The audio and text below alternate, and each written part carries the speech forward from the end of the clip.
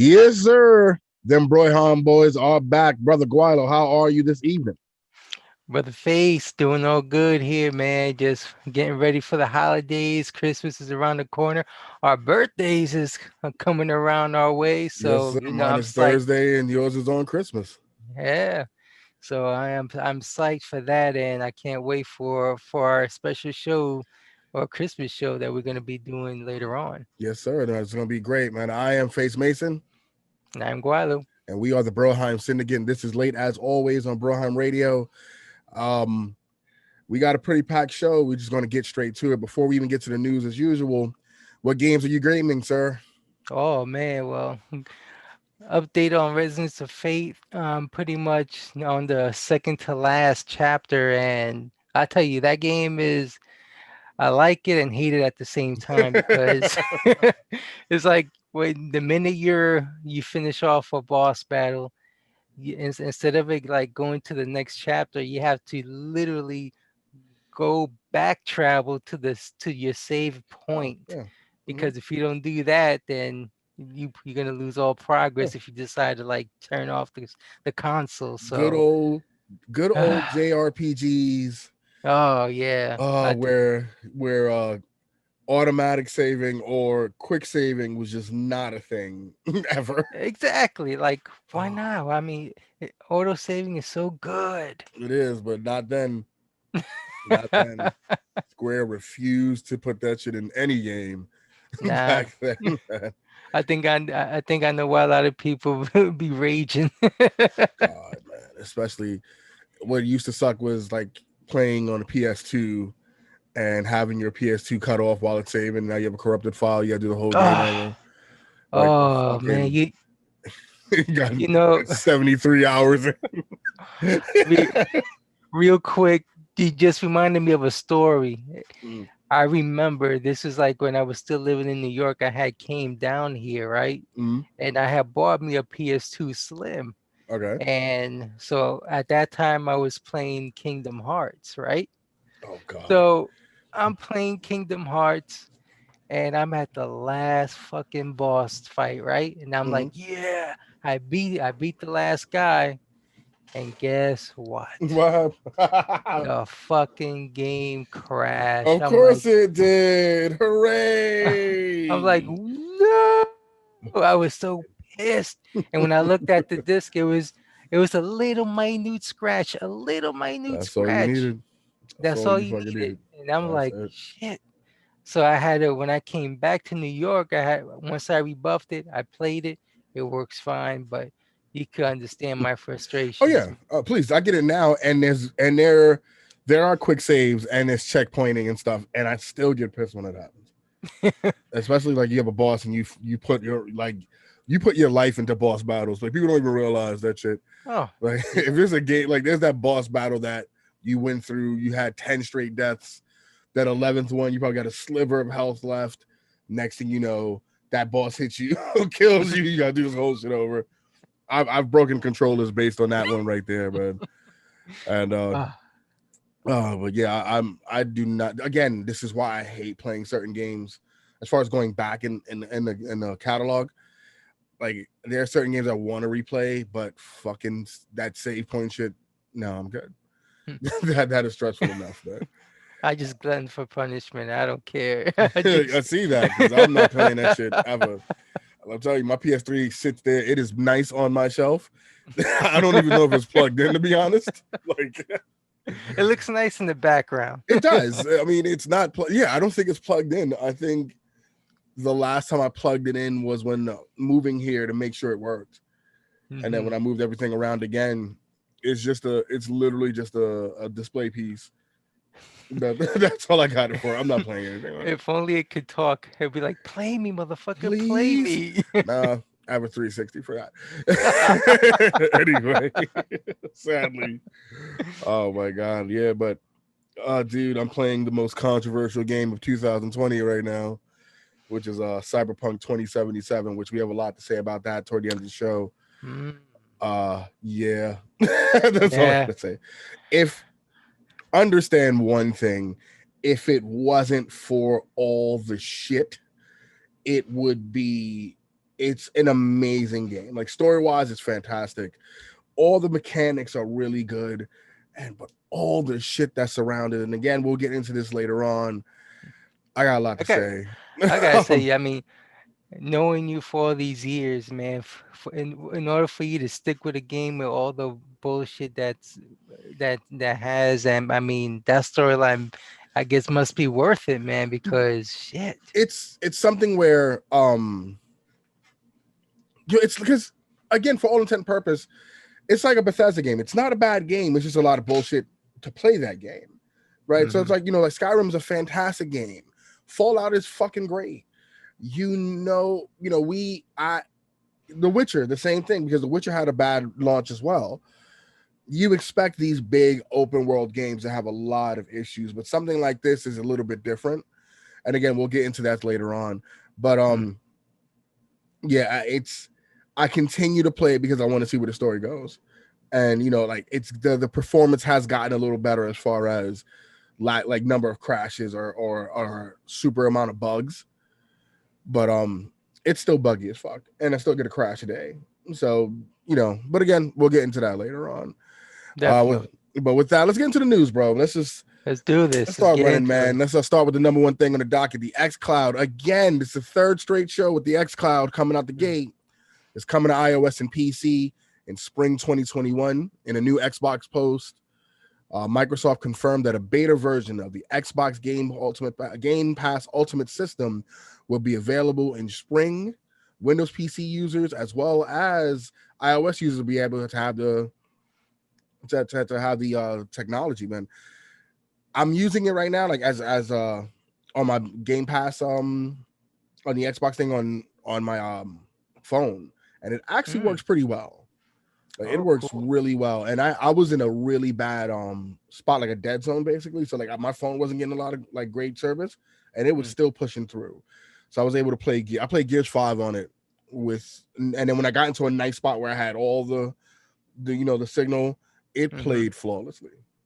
Wow. So I'm gonna, you know what? I'm gonna have to circle that date, spring 2021, the death of Google Stadia. Got Well, so it. it's funny because I've been seeing a lot more Google Stadia stuff come up, and I mean, apparently they got some plans to keep it going, and I'll keep looking into it so we have something to report about it. But yeah, we're talking so much shit about the Stadia that watch it be like the comeback story of 2021, and we just got to sit there and eat crow.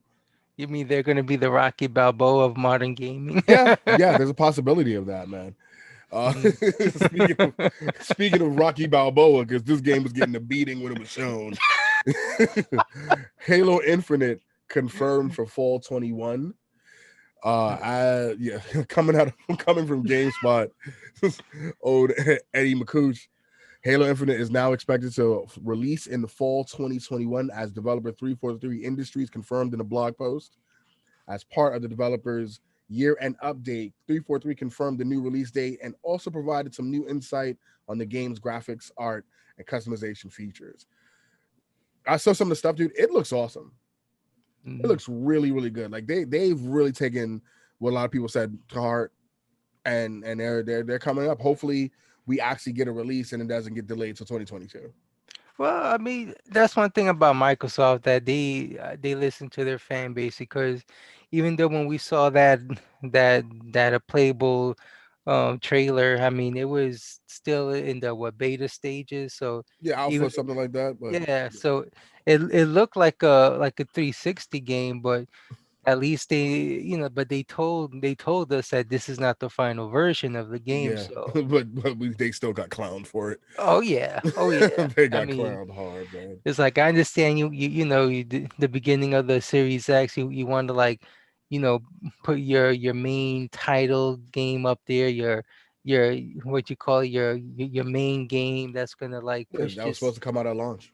exactly. So I mean, I think that they should have waited until I think when I'm pretty sure we're gonna see another we're gonna see the final product sometime maybe in January, Yeah. But like I said, even though not my type of game, but I would But the people that like the Halo series, hopefully, they got something to look forward to. Yeah, I actually I'm a little excited. I like the Halo series. I got back into the Halo series actually, so I'm feeling it, man.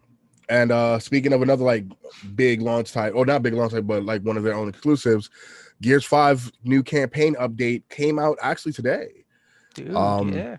Gears 5 is getting a new campaign expansion starring the 3 characters from the escape mode known as Scorpio Squad. The official titled Gears 5 Hivebusters will be available at no extra cost for members of Xbox Game Pass Ultimate. But if you don't have that, you got to come out your pocket with $20. Hmm. Well, I'm very particular when it comes to DLC, and you know me. If I enjoy the game that much, I'm willing to shell out the $20 for it, especially for the Gears game. That's something that definitely I'm going to be playing. We're Yeah. going to be rocking when it comes to co-op weekend. So Yeah. Hmm. I'm definitely gonna be we're gonna be rocking that game, and only very few games that I actually bought DLC like that. Like I think the last one I did was Control. Control, I was going to say. Yeah, so I mean, if the base game is good, and if it's good enough for me to actually go out and on my pocket and pay for story DLC, then Yeah. I wouldn't mind shelling out $20 for it, as long as it's not that garbage Watch Dogs 2, which didn't even justify, me shelling out that money for DLC. Fuck that game. Everybody keeps bringing up Watch Dogs. It's like somebody asked me about Legion the other day, and I just want to shake my head. Oh God. Why do you keep asking me about this fucking game? And You haven't beaten it yet though, I right? refuse. I'm not playing it again. That shit is right. Listen, right there. It stays there. I'm not touching that game ever again. I'll just delete that shit. Call it a day. I'm like Lars's dad. Just delete that. That's how I feel right now. Wait, Just GameStop said they'll give you 15 cents for it. listen, word.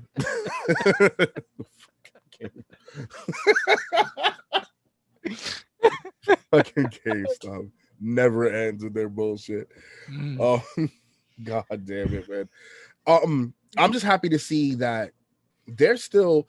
And I said this the last time we had news on Gears, which was when Operation 5 dropped. I'm really happy to see how determined they are to continue to support this game and add new content, and the fact that we're getting a new story driven DLC. And I'm not gonna say toward the end of its cycle, but they got to be working on Gear 6 right now, and we'll probably be hearing about that next year at E3 or whatever Microsoft show is coming. We'll hear about it. I'm glad to see that they're still supporting it. It's big in esports. I watch all the tournaments all the time. There's a massive community, especially in Latin America, that keeps that game flowing. So I'm happy to see it still going, man. Speaking of going, the head of BioWare and the producer of Dragon Age both decide they're kicking rocks and they're leaving BioWare altogether.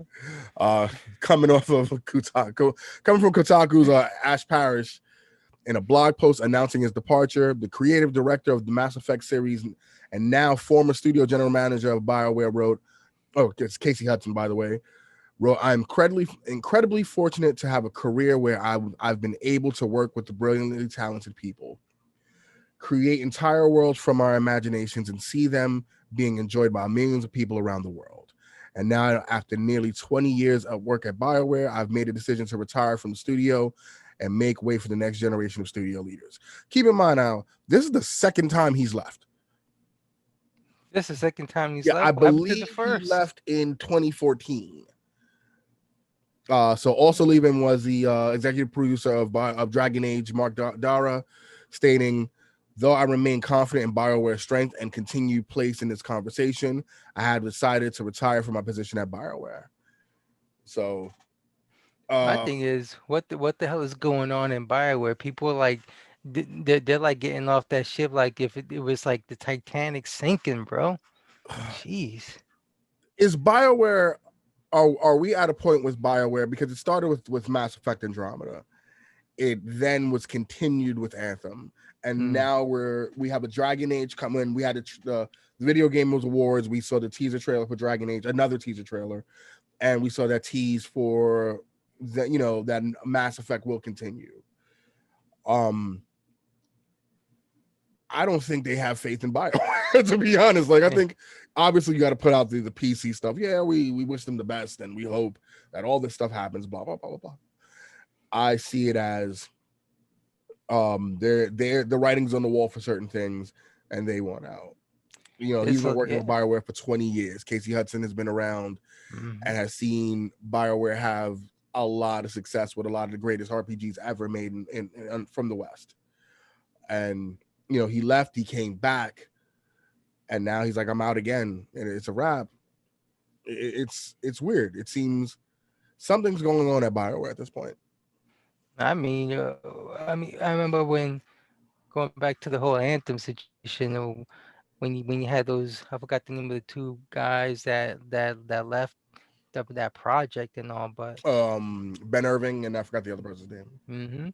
so when them leaving and then hearing this news about that person leaving Bioware, you're like, I wonder if it has something to do with I guess the environment over there because I mean when we saw that teaser trailer for the new Dragon Age, it looked okay, but in my mind, I'm like, you know what? I don't want to get too hyped or too excited for it because it's only a trailer and we don't even know how gameplay is gonna look. And even if it did, I mean, with BioWare's previous histories, it's like, we're gonna have to take it like with a grain of salt because I don't. It's just like something with something in that company. It's like they want to do good, but they just take two steps back.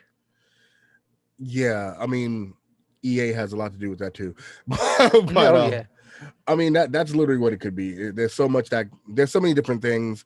There have been so many different reports, especially during the Anthem situation, where things have where there was this basic implosion of BioWare over the years.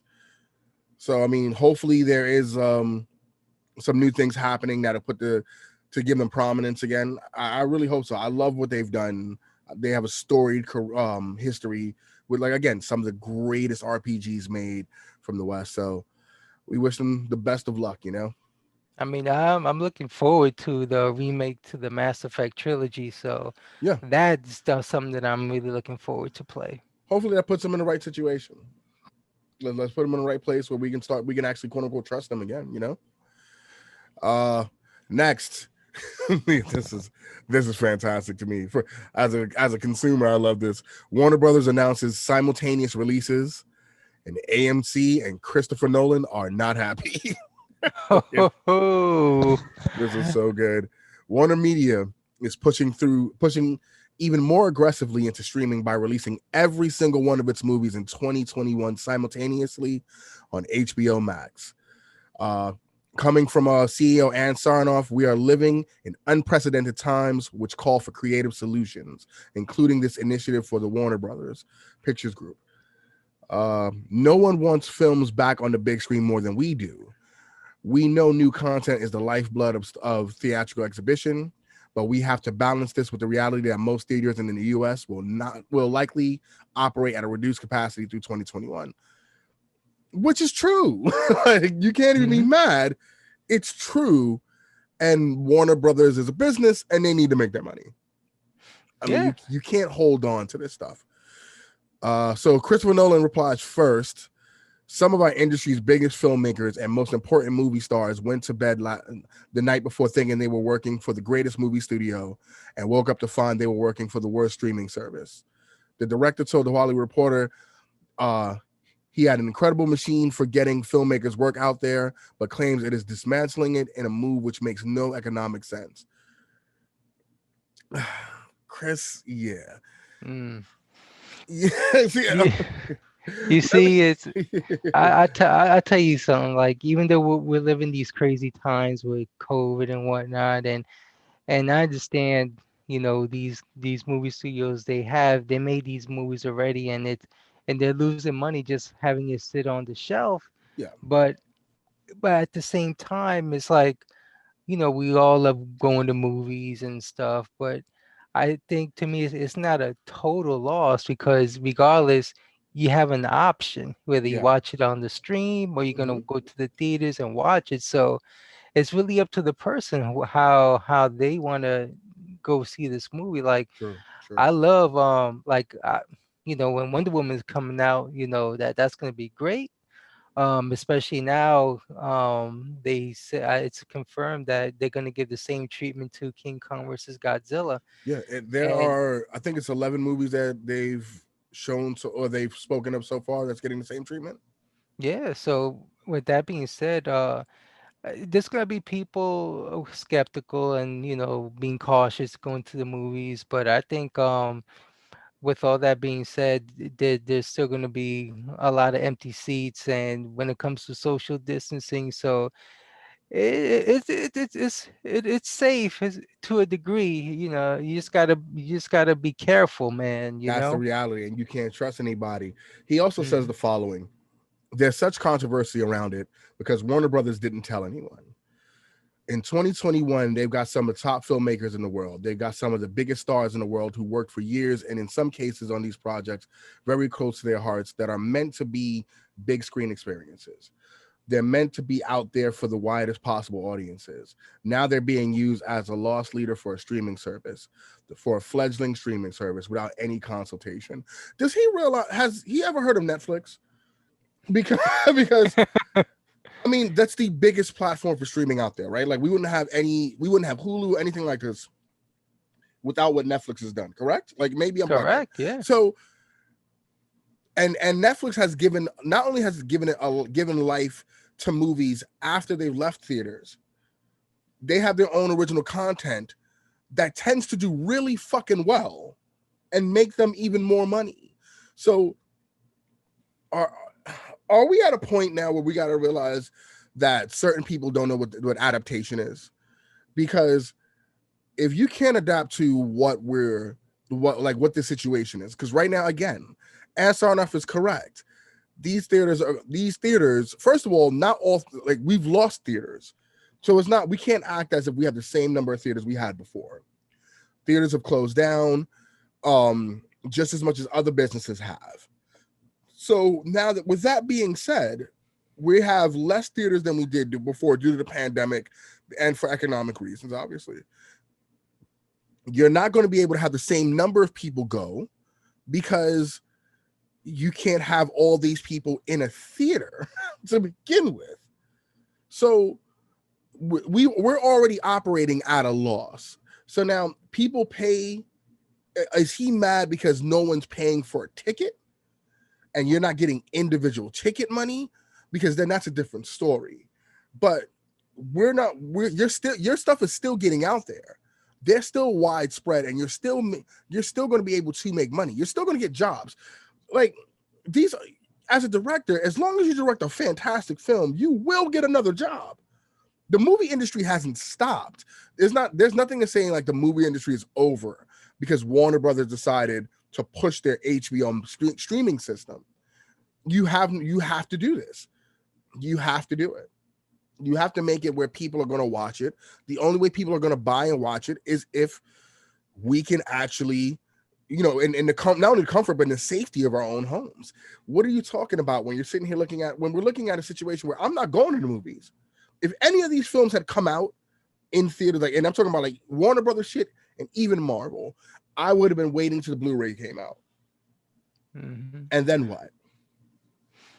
I think I mean, if he's gonna make a big fuss about it, I mean, my guess is he's probably losing some of that movie theater money. I mean, that's the only way that he's crying, you I mean, know, if like you have a deal where you're getting some extra money on the side outside of what you've been paid to direct the film, right. then that's understandable. Right? I get it.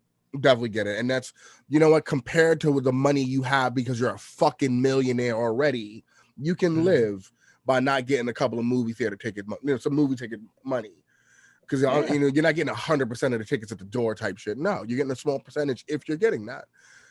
Don't try to put it on, oh, there are other talented directors. Because again, we're in a world now where you can make movies on your own and put them on YouTube and put them anywhere. A lot of these guys are making short films, and that's how they're getting these big jobs in the first place.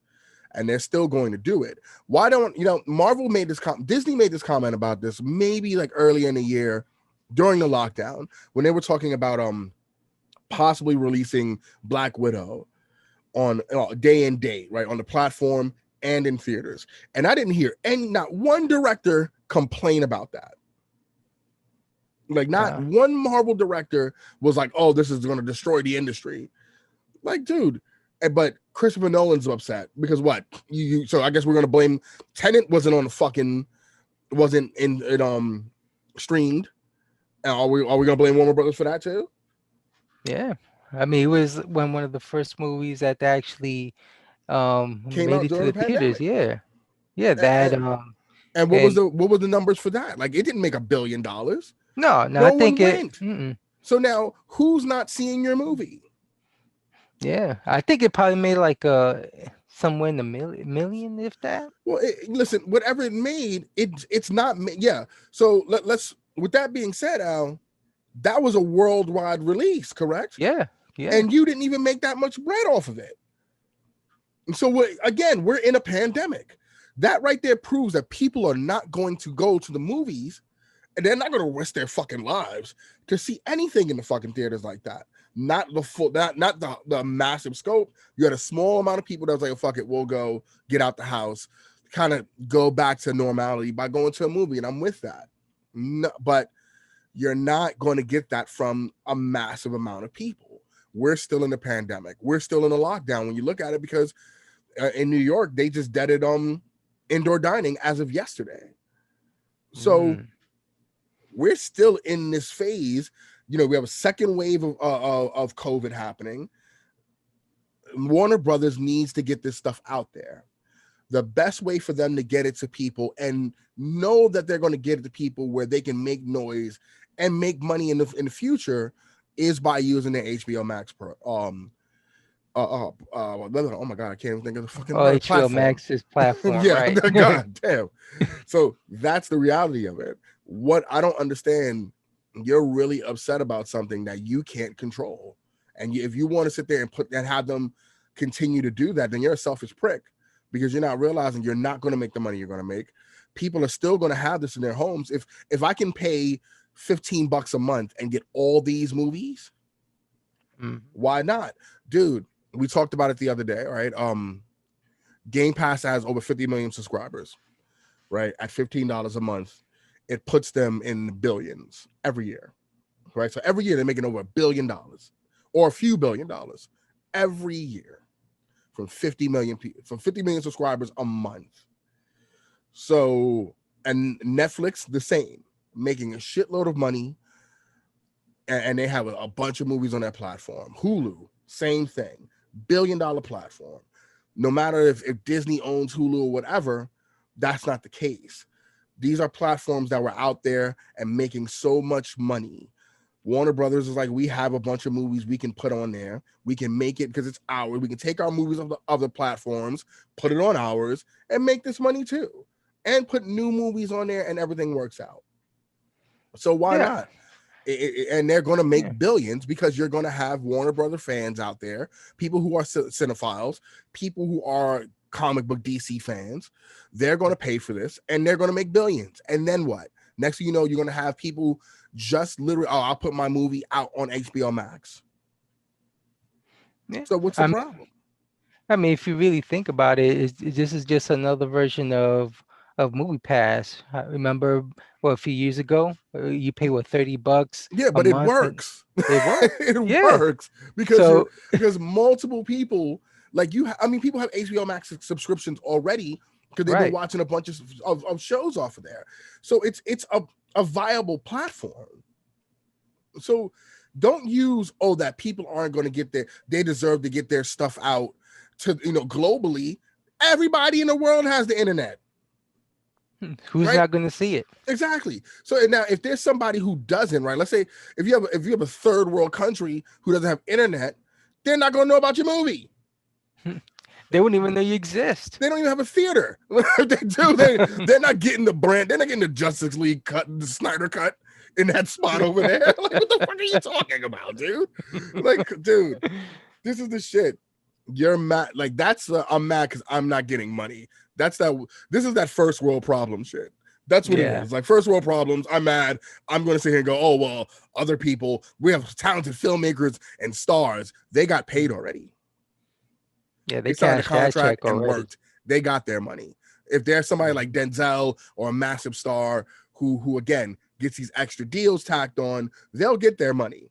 Warner Brothers will give them their money. You will get yours too. So you cannot sit there and say that. So let's get into what AMC said. So AMC replied to this shit because yeah, they're the ones that should be upset about this. Fuck Christopher Nolan. Um, Clearly, Warner Media intends to sacrifice a considerable portion of profitability of its movie studio division, and that's that of its production partners and filmmakers to subsidize its HBO Max startup. I love how they're making this thing seem as if it's just this little startup that it won't succeed. Mhm. Like it's how remember when the RIAA was looking at fucking iTunes as like, oh, this digital media that won't go nowhere. Oh yeah, it don't CDs last. don't work, you know, that type of Ah. thing. It's the same shit. When it went from vinyl to CD, oh, CDs are nothing. That's not gonna last. Then it went digital. Nobody's really buying digital. And then Adele fucking creamed the entire fucking world with that album release that killed numbers. And oh, well, you know, iTunes ain't that bad now.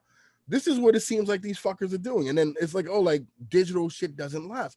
Again, no one cared. No one said anything when Netflix started killing and making original content has to be directed by somebody. Last time I checked, right? It doesn't direct itself. Yeah. I mean, Netflix didn't they kill Blockbuster? Just listen. They killed all movie, like all basically all video stores are killed by Netflix. Mhm. That's what it is. And then when they deaded DVD releases like that, when they deaded, you know, I mean, they probably still have it. I don't use it, and it just went straight to digital platform or push the digital platform more. You know, you have moments now. Now let's just say like there are moments when you know Netflix is paying a lot of money for a lot of content, and sometimes you know like it doesn't balance out. Yeah, you have your moments. Netflix is still a $1 billion company at the end Yeah. of the day, right? You know, so we're talking. So again, this little startup, oh, this you know, subsidy. It's HBO Max startup. HBO Max has been around for a good minute. It needs content to become big, so it doesn't have to give money to anybody else. It doesn't have to give its products to any other service but its own. As a Yeah, consumer, I don't see a problem with this shit.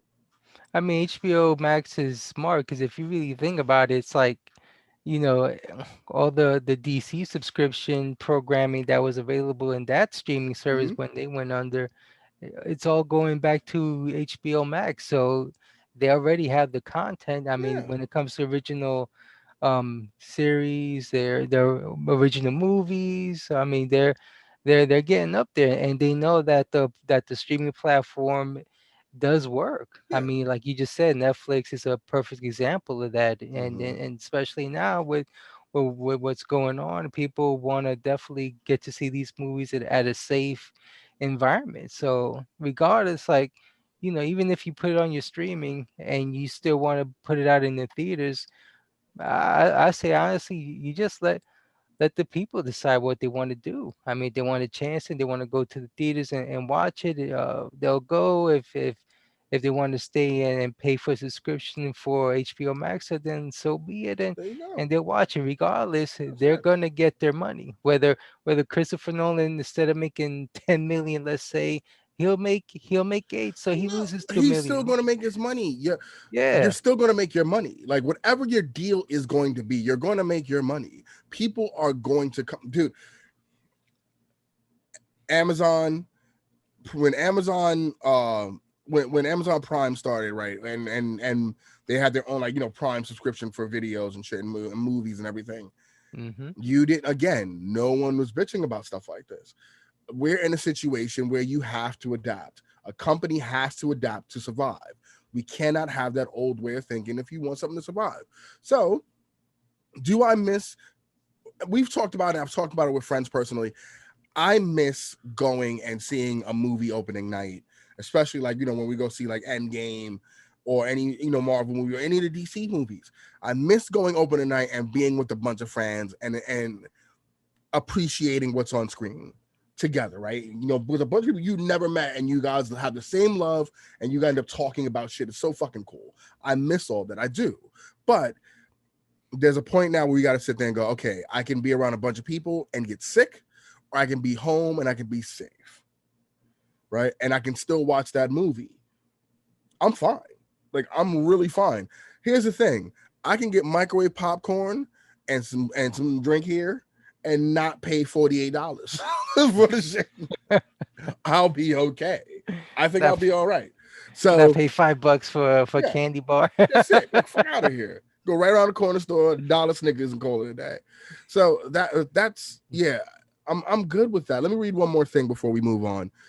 AMC also stated, uh, as for AMC, we will do all in our power to ensure that Warner Brothers does not do so at our expense. Talking about losing money. We will aggressively pursue economic terms that preserve our business. In other words, we will raise the fuck out of prices Oh, to that's a good make way of going sure under. that's it, that we're not going to go under. Fuck the fact that we've closed a bunch of studios already due to the pandemic. We're going to make our money back regardless. Okay, fine. Yeah. You fucked that up.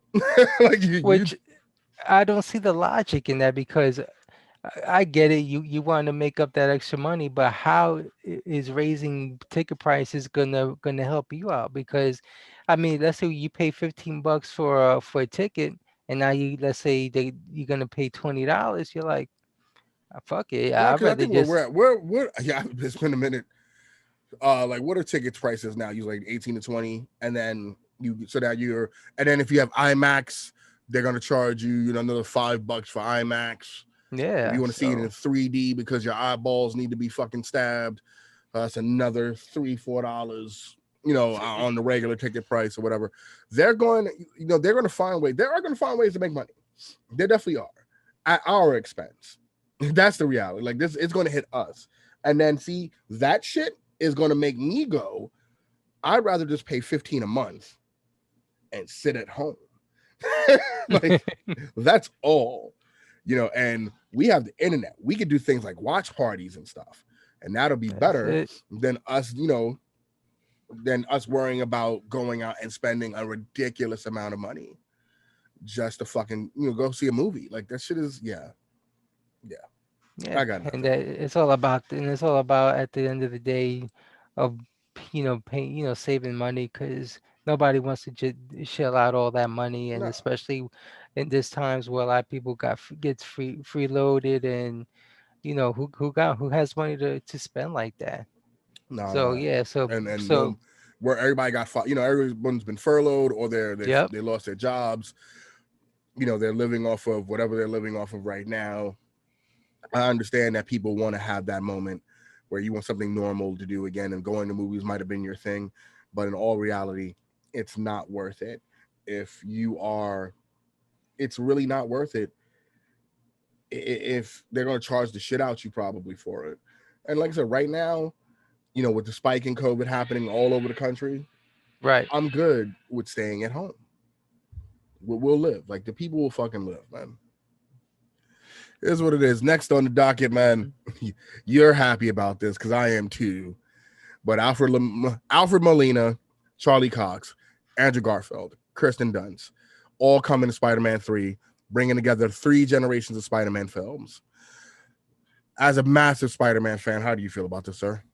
Man, when I read that and it's been confirmed, all I can say is like, wow. So we're actually gonna see we're gonna see all these people. We're gonna see Toby, we're gonna see Andrew Garfield reprising their roles as Spider-Man. And I like that for Molina as Yeah, Doc Ock. as Doc Ock.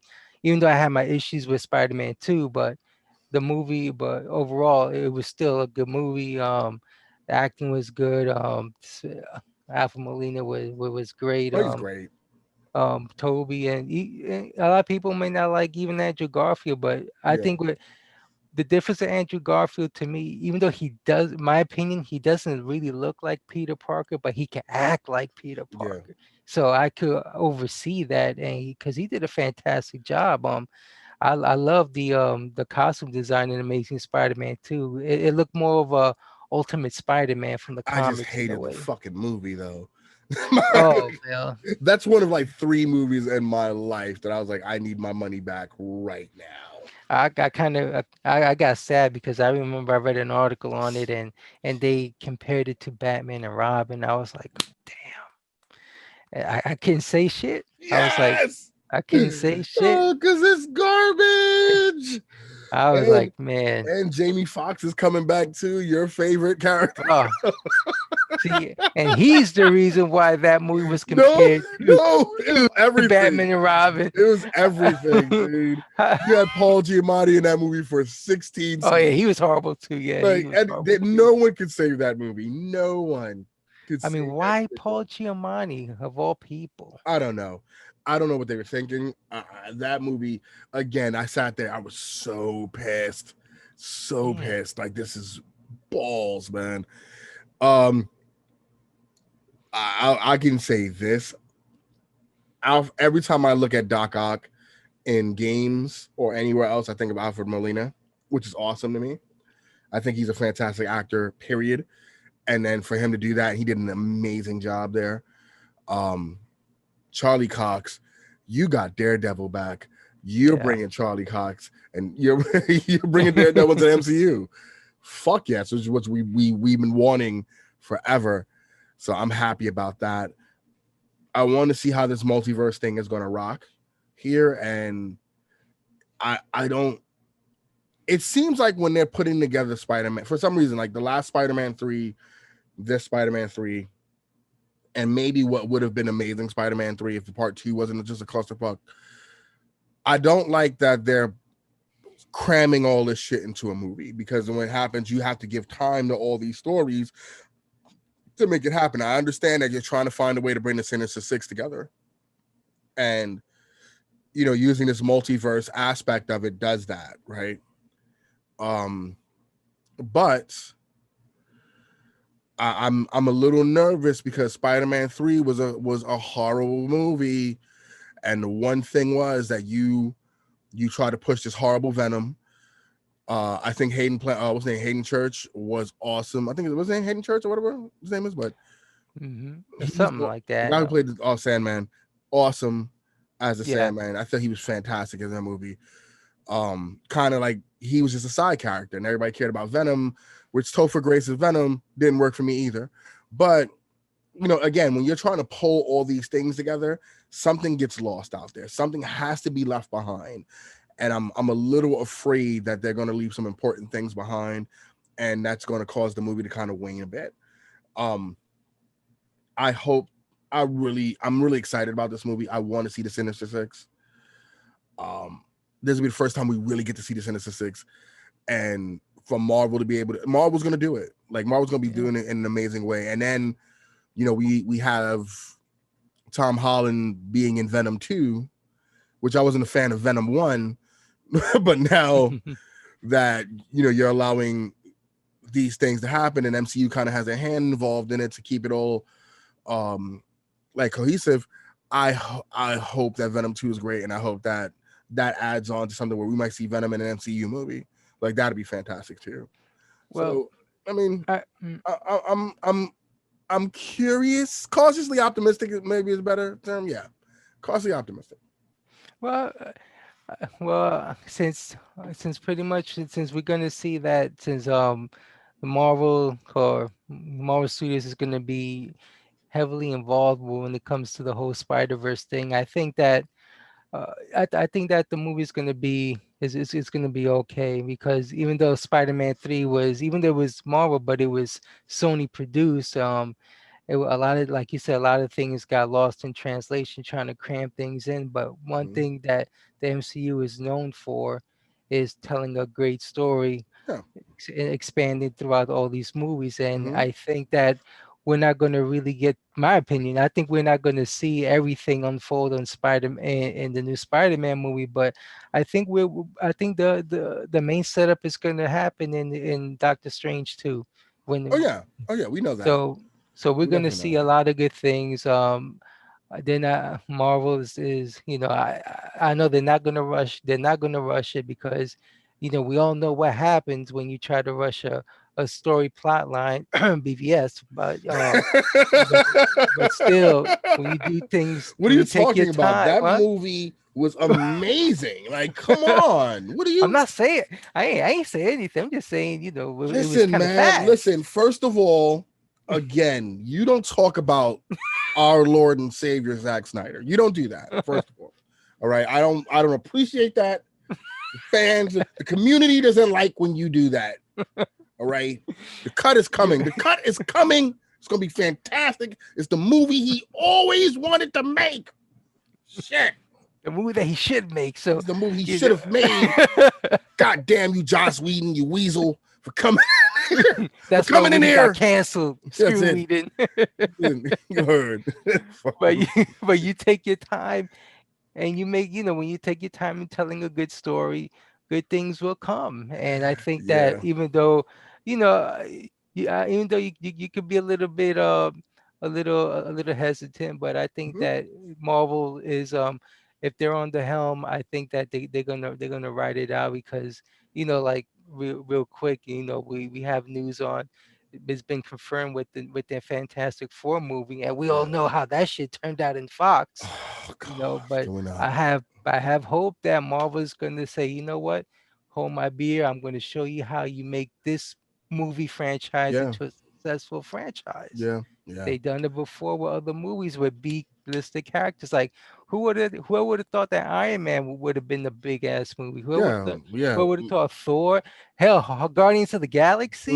Yeah, that's the Who shit right there. that's the shit right That's there. the Who shit would have right thought there. that there would be something? I mean, See, honestly, and that's and that's where I think of that and I automatically think of Watchmen. yeah.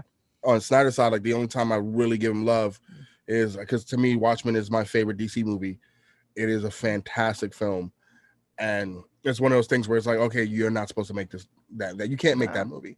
Guardians of the Galaxy is a movie that shouldn't have been made. That should have been made, was made, and was made amazingly well to a point Mhm. where like Marvel comes in and goes, okay, we're gonna move these characters around and and and make them close to what we've seen on film.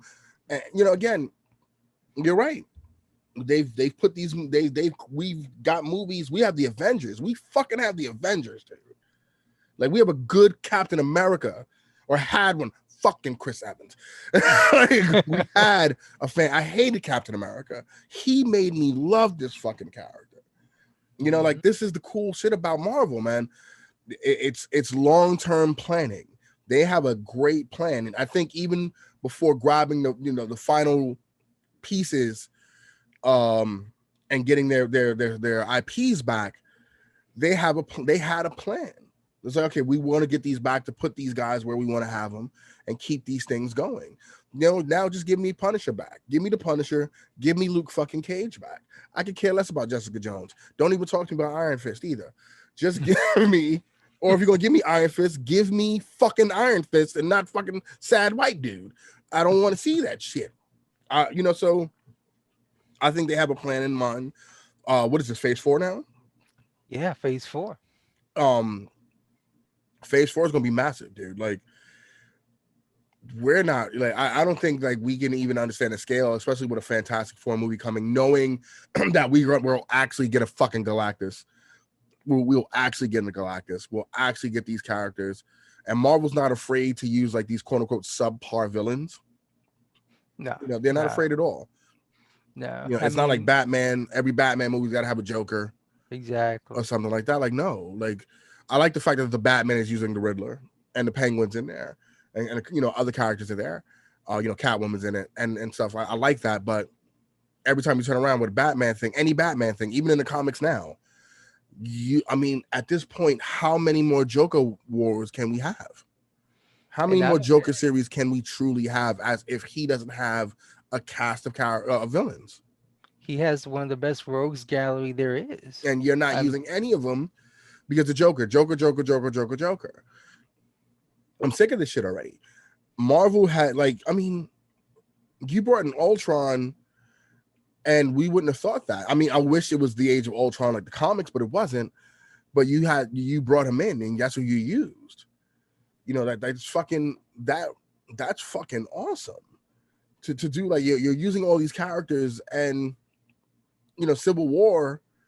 Look at like what was done with Civil War, and them using Baron Zemo, even though he's not Baron Zemo yet, Hmm.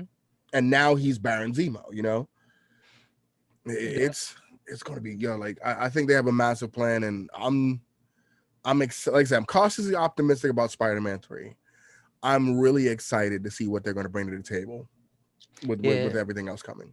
Because I mean, real quick, I think when it comes to Phase 4, I really think that this whole multiverse thing is what's going to be the main story plot for this next phase, because a lot of things that we're going to see in Doctor Strange, I mean, it's definitely going to unfold in the Eternals. I mean, because they're somehow going to be involved.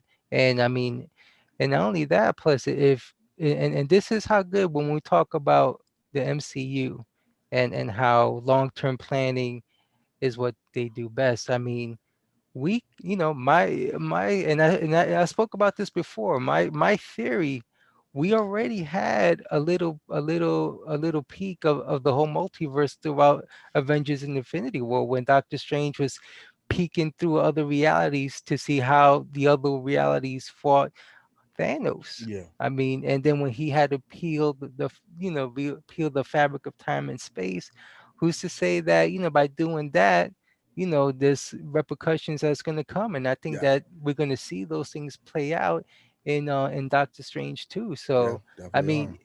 even though is my theory, but it sounds solid. That works. Uh, I mean, yeah, they can use. I think again, planned. We can do this, we can do that, and then we can go right back to this. We can call back right back to that moment, and here we go. There you go. Uh, so Thursday on December 10th was the Game Awards. We watched it. I was disappointed, saddened by the Game Awards. But you wasn't happy with Last of Us 2 winning Shut Game up! of the You Year? shut your face. Damn it. We'll get into that in a minute.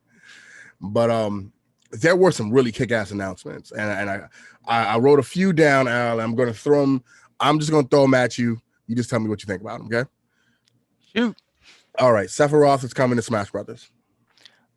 Fucking great. I love Sephiroth. I love his fucking theme song. Yo, Makes me that want to is so go cool.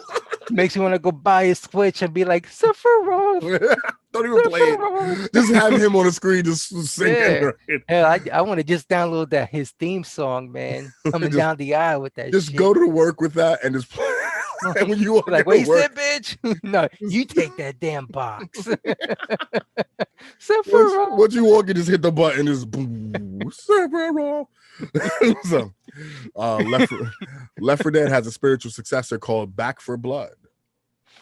I'm backing out of that game. Yeah, I forget. First person shooter. First Sorry. person shooter, sorry. Alrighty. How about this one? Dead Space has a spiritual successor in Callisto Fuck Protocol. yes.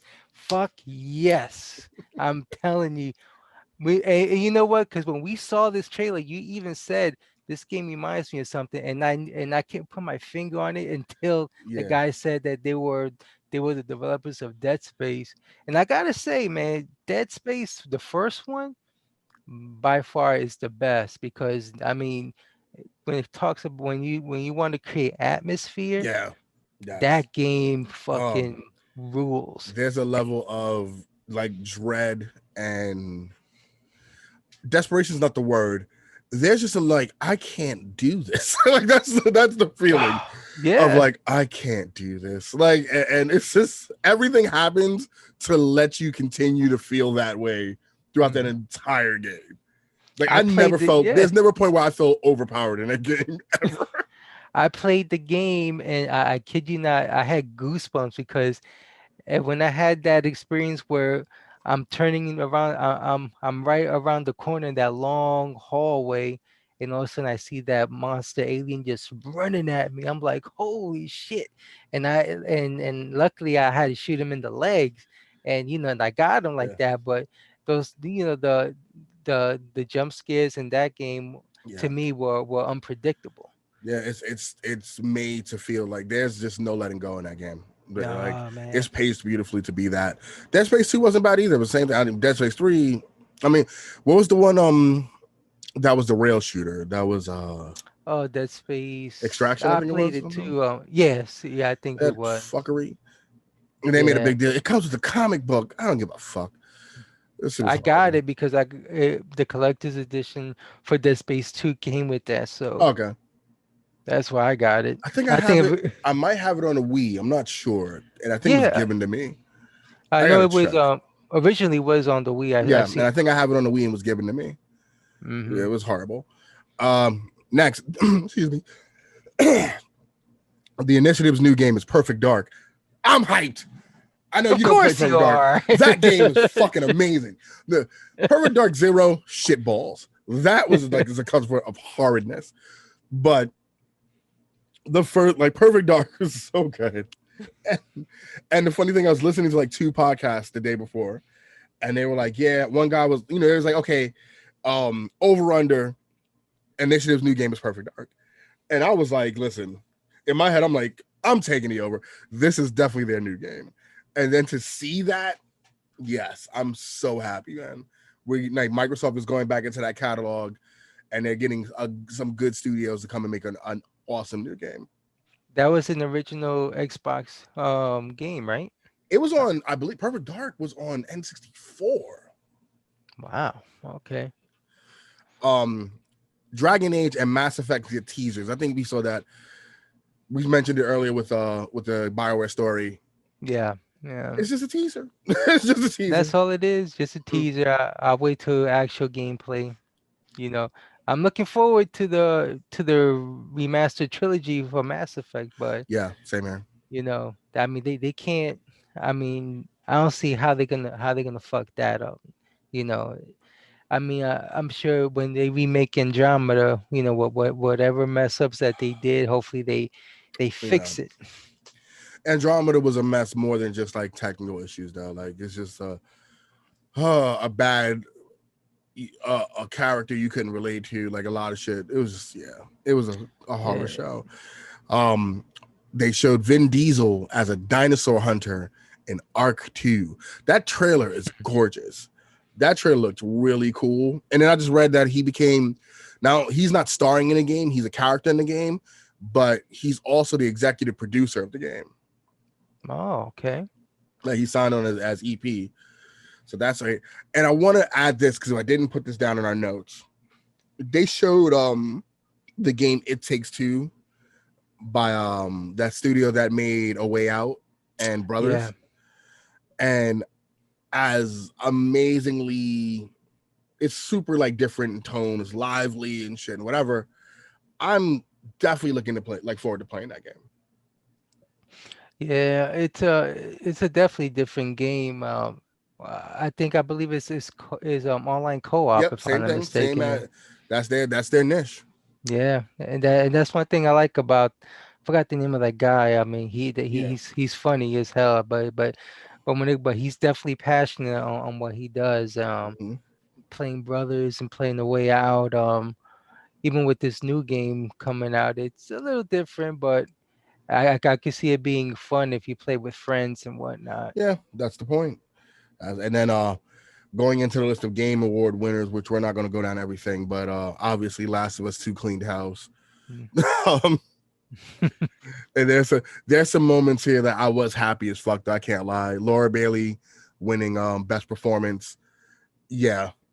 Like Yeah, that's, I love her to she death. gets it. She's amazing in everything she does. So like her getting that, I was super excited for. My favorite game of 2020, Ghost of Tsushima, got best art direction, which it should have got more than that, but it is what it is. I'm a sore loser. Fuck that shit. Uh, But it won Players Choice Awards, didn't it? it did, and then I know best Xbox game was won by Ori and the Will of the Wisps, which is again one of my second game for 2020 that I just fell in love with. Um, best score, Final Fantasy remake, that which is true. Best indie game, Hades. I'm not surprised. Hades is a killer. Best mobile game, Among Us, obviously. Best debut, Phasmophobia. Yeah, you see, best fighting game. We talked about this. Oh, Um, MK11. yeah, we talked about this on the last show. How Mortal Kombat is still a massive player in the fighting game community, and it just gets better and better. What got me best sports racing game slash racing game was Tony Hawk Pro Skater 1 and 2. That caught me off guard. Definitely Talk caught about a me. curveball right Yeah, I was there. like, wow, that's what you're going. That's where we're going. But all in all, like the show wasn't bad. It wasn't fantastic either. Um, the one notable thing is I love that Eddie Vedder performance. Yeah. I thought that was great. Like that part is hit my eye. That song is amazing, and him putting that his heart and soul in that song during that performance was so good. I can't, and I told you this when we were watching it. I think every show should be that way. I Mm. don't. I kind of don't feel like the Game Awards is a show that you have that's like Oscar style or some award show. Like make it digital, make it where everybody can come and can perform and be comforted and whatever. Like I think that's a much better thing than just having a bunch of people in a room smiling, but they don't care about games. That shit is stupid. Yeah, I mean, it's a much better controlled environment and Yeah. and safe at the same time. And Mm-hmm. I mean, for the video game awards, I mean, they should do. Hopefully, they should consider that for the near future. And Yeah. because either way, I mean, I think that approach works. You know, the when it comes to the performances and these celebrities, I mean, of course, they'll be pre-recorded, but still the show is still good as is, especially with Eddie Vedder's performance. Yeah. I like that song, and especially Beautiful song, man. especially when Troy Baker sings it in the game, and Yeah. it's like you could tell the depth of emotion that he's singing it to to Ellie, and it's like, damn, And the is fact it? that like he tells that story before he Hmm. introduces Eddie Vedder of how he was asked to play that song, like perform that song in the game, and how he was nervous because he wanted it to be true and like, do well by that song. And thinking about it, like as a guitar player, as a musician, period, like I would have been fucking scared to death. Like this is a song that means something to this director. It means something to the story, and you're being asked to sing it and have that same feeling. I'd probably be pissing my pants the entire time. It'd be 400 takes before I finally get it. Yeah, talk Yeah. about pressure, right? Oh my god. Yeah, no pressure, no pressure. So fuck ton of pressure. But yeah, it wasn't a bad show. I'm not gonna say it was a horrible show. There's little things in there. We're like, yeah, okay, get the fuck out of here with that stuff. But all in Yeah. all, like, the reveals were really cool. Um, and that's about it. Some of the like little interviews with the reveals were great too. So I it was a cool show. It was entertaining to watch. I mean, I am definitely looking forward to Project Nexus. Oh, That we talking that about the anime one. yeah, yeah, What that was that? No, what's it called? Is that right? No, fucking, I forgot the name of it. I yeah, don't think it's. Project Is it Project Nexus. Nexus? Is it that? Hmm. Okay, listen, Yeah, yeah. yeah, I thought there was something else. Or maybe I'm thinking of another game. I'm sorry. I'm thinking of another game. I know. I'm thinking of another game. That game looks awesome. yeah, it Oh fuck does. yes, that game looks great. Yeah, that's gonna be cool too. So that'll be a game we'll stream day one. Oh yeah, Fuck of it.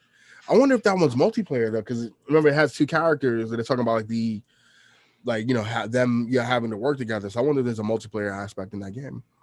and if there is, I hope it's like online co-op. Yeah, That would be great to we could stream. definitely throw down on co-op weekend or something, man. But let's go to the topics of the week, man. This this has been a great week. Tell you, we had a jam-packed show. We wasn't kidding. Like this has been a great week for one CD Project Red. Cyberpunk 2077 was released, and with it came a slew of controversy. With that controversy, developer CD Projekt Red has released a statement addressing and admitting not only the issues that plagued their highly anticipated game, but kind of their shady practices as well. So, I just want to read the first paragraph of this and then kind of get your feel before I kind of like, start going off a bit. First of all, we'd like to start by apologizing to you for not showing the game based on base last gen consoles before it premiered, and in consequence, not allowing you to make a more informed decision about your purchase. We should have paid more attention to making it play better on PlayStation 4 and Xbox One. Hmm. I mean, sometimes they say it's better to ask forgiveness than permission, right? I guess. Well, Uh, go ahead, Al. Because I mean, well, I mean, think about it this way. Imagine if, because I know this game was delayed before 3 times already. 3 times. Imagine if we would have gotten this game last year. How shitty would that look? Or how would it play? Yeah, And with CD Projekt Red, with their history of them being passionate and when it comes to providing a good product. I think they're not Bethesda, fuck Bethesda. I think that I'll give them a pass on this just because of the previous record, even though they shit and don't make use of it. But I think that by them coming out and admitting that they're wrong, I think that there's a certain level of leniency, at least to a degree. But I do think that when it comes to future game wise, I think they know that it's a practice that they can't really do,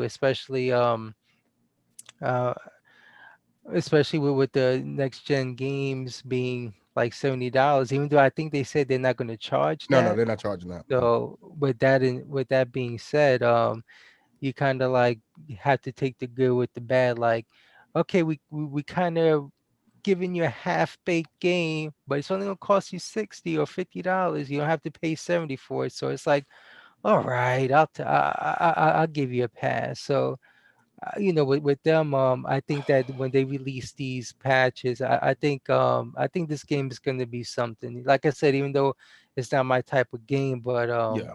but I hope that especially I know that you're playing it, and I just hope that with these patches, they'll make up for it.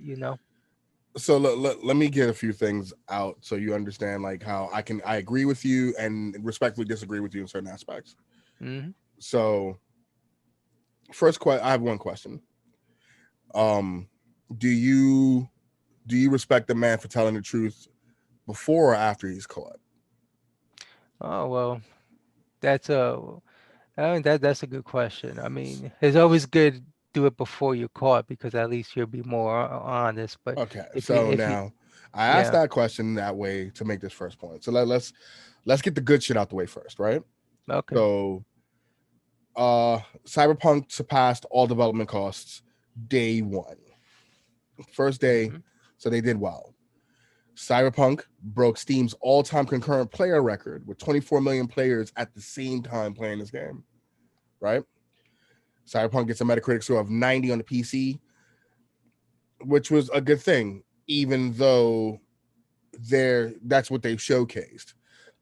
I also want to put out there that most of their pre-orders came from consoles, though, right? And as of we're talking right now, it has been scored on Metacritic. I believe at this moment there's no score on Metacritic. When I checked this morning, it wasn't a score up there for any Xbox or PlayStation systems whatsoever. So now PC was your main goal. That's what it is. So what now also there was a conference call today, and the CEO, one of the CEOs, Adam Kaczynski, admitted to ignoring issues in order to release this game. So obviously we're talking about something where you want to appease stockholders and you want to appease the higher ups. So now here's where I agree with you. The development team doesn't get hit with any of this anger. They're there to do a job. They're trying their best. They're trying to get as much time as possible to make this game. It's been 4 or 5 years, I believe, in development. They've delayed it again 3 times. this team wants to give us the best game possible because we know CD Projekt Red for quality, even though The Witcher had a really shitty launch too. But after some time, it got back. We had that big game breaking bug on The Witcher 3, which stopped me from playing it. So we have these issues. In a massive open world game, you're going to have a lot of issues. That goes to show. Now, you admitted that you hid footage. In this letter, you admit you hid footage of most console gameplay by showing more PC gameplay. Right? Even though, again, your base are the two consoles that are current gen at this moment. Day one, you release a patch that's 30 gigs, 30, 40 gigs long in size. A couple of days later, you release a 15 gig patch, and we still have these massive issues. You've talked about in the letter, and I'm not going to read the whole letter, obviously. So they mentioned refunding. If you can go, if you want to get a refund from Sony or Microsoft, we'll help you. Contact us here, and we'll help you get your refunds. That CEO, Adam Kaczynski, admitted that there literally no there's no deal made with Microsoft or Sony right now to provide refunds past their protocol for refunding. So again, we're talking out of our ass. And this is, again, the higher ups, not the development team. These are the CEOs, the CFOs, and we're talking about people there to appease shareholders. Because someone's complaining that we put too much money into this and we're not seeing anything back.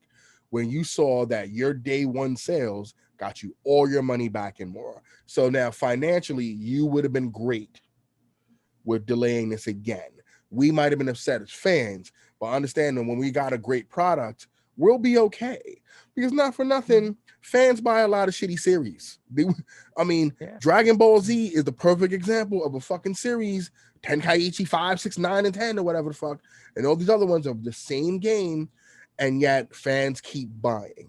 So no one was going to not buy your game. No one was going to cancel their pre-orders because we had to wait another 6 months. There are games in between that we'd have been able to play, and we would have been fine. I'd have been mad, but you know what? For a better product in the end, I'll be all right. So, I've been reading a lot of people have been contacting CD Projekt Red for help with refunds because Microsoft and Sony have been denying them. Because they don't add up to the protocol for these for refunds. Some people have gotten them, some people are not getting them. If you have it physically and you go to a GameStop, you're gonna get 22 cents back, and that'll be okay. But as far as getting your money back for a digital release, it's not happening right now, or it's not happening on a large scale. The one good thing that came out of CD Projekt Red was that they're going to give their team bonuses. Even though they weren't giving them to people before, which a lot of companies weren't doing. If a Metacritic store was shit, they weren't getting bonuses. This development team will get their bonuses. You did force them to fucking crunch though, after all the controversy about crunching in the first place. Right. So and then here's the other thing, Al, like transparency. You told us the game was done, and we're just working on little kinks, bugs here and there. Right. Every time, the game is finished, we just want to polish it to give you the ultimate ultimate and expected CD Projekt Red experience. That the same shit you hear in every press release is this PR fucking jibber jabber, and then you lied. This game looks like a fucking 360 and PS3 game, and I'm playing on an Xbox One, and it looks like good dog shit.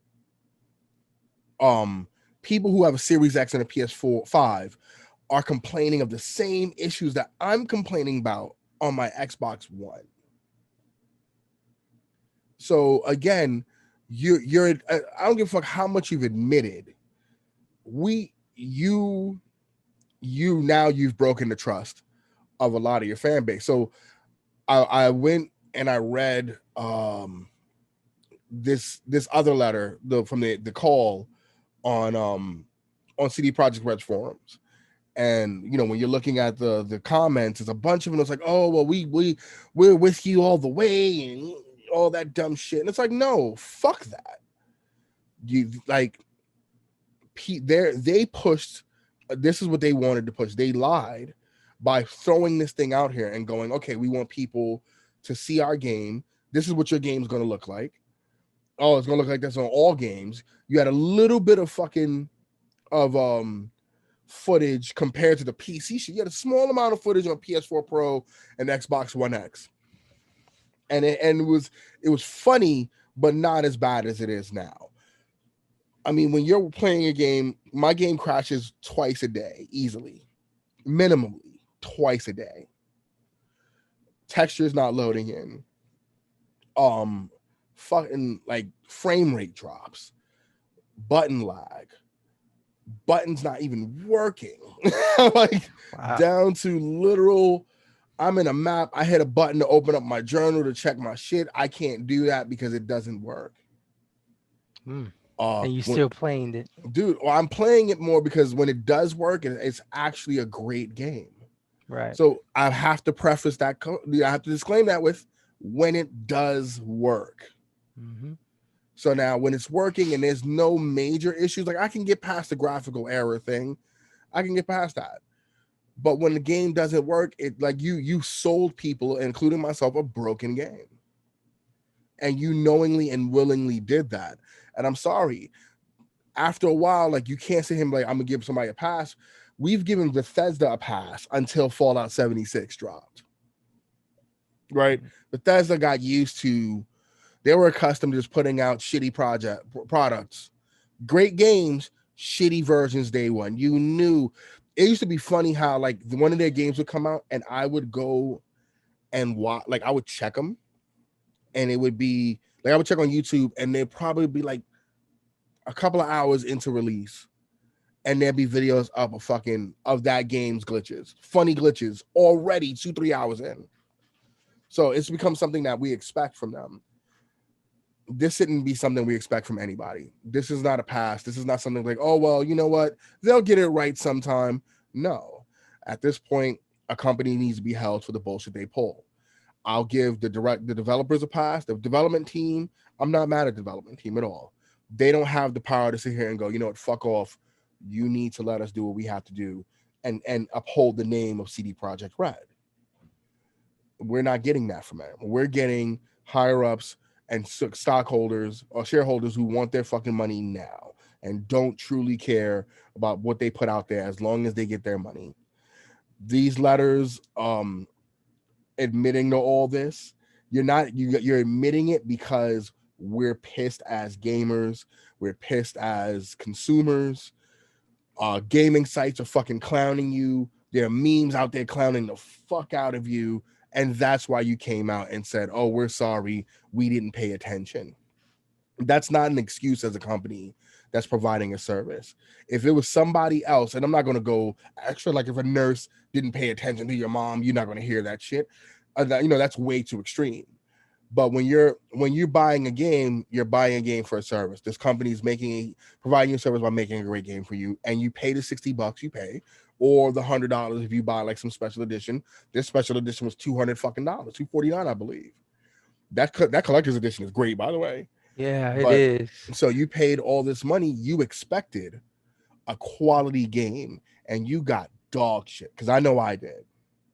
Mm-hmm. And my friends who have it on PC, which I was like, I could buy it on PC, but I had already pre-ordered it on console. So I was like, fuck it, I'll just get that. They were having major issues too before this major patch came out and fixed a good percentage of the PC issues. But I downloaded 2 major patches. 2 patches the size of 2 fucking games when you add them up, and we're still having the same problems. You're talking about, oh, we need more time to collect data. Now you want to collect fucking data? Mm-hmm. After you collect the money, you want to collect the data. That's the bag full of bullshit here. I'm not going to be like boycott CD Projekt Red because fuck no. Like, no. But they should be put to the fire. The same energy that we had when we were blasting Bethesda for the bullshit that was Fallout 76 and the bullshit that had come out before.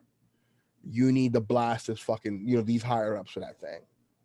I'm sorry. And that's how I honestly feel about it.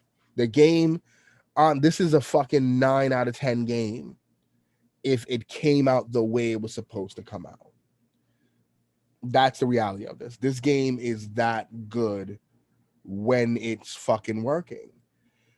The thing is, if you're playing for an hour and you've gotten 2 crashes in that hour, game ain't working right. And that's my problem. Same thing happened when I was complaining about Watchdog Legion. Fucking every day, 3 crashes a day. And you know what's sad? Because that's a shitty game. You don't even you shouldn't even fucking, how dare you crash when How shitty. dare you? How dare you? Get the fuck out of here. Like you're not even that good to crash that much and have this many glitches and shit. Fucking bullshit game. This game is Wow. actually fantastic with all that. Like, I want to play this game. And we all want to play this game. We can't play this game because every time we get into it, something happens. Like in the middle of boss battles, crashed. Wow. In the middle of fucking stealth sequences where you get caught, shit's done, crash. Oh, Luckily, man. though, I'll give them this much. This game has the best checkpointing system I've ever seen in this generation of gaming. Like, Well, at least they did something right. because that shit, them shits crash and it comes back and it starts me right in the middle of that fight. So I'm happy as fuck on that one. You could say they knew they were giving you a half-baked game, but they made Yeah, sure they that you made had a sure, good save like point. they were like, listen, get that checkpointing system right because we're about to fuck some people over. They're gonna be angry. Let them be happy about something. So, Exactly. how I feel at this point is that every DLC coming out this game should be free.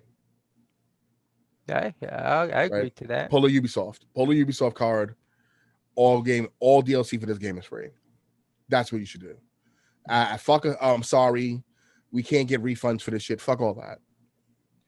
We're going to give you all DLCs for free. We're going to give you extra content for free. We might just fuck around and give you one of our games for free, as far as like an old game.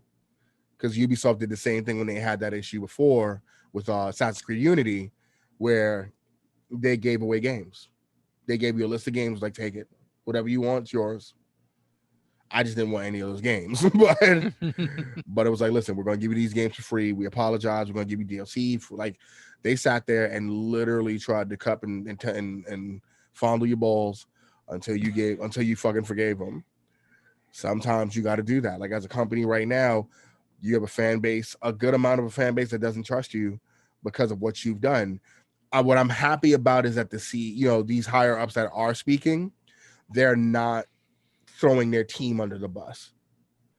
So, with Adam Kaczynski, he said that, we, the management team, made these decisions.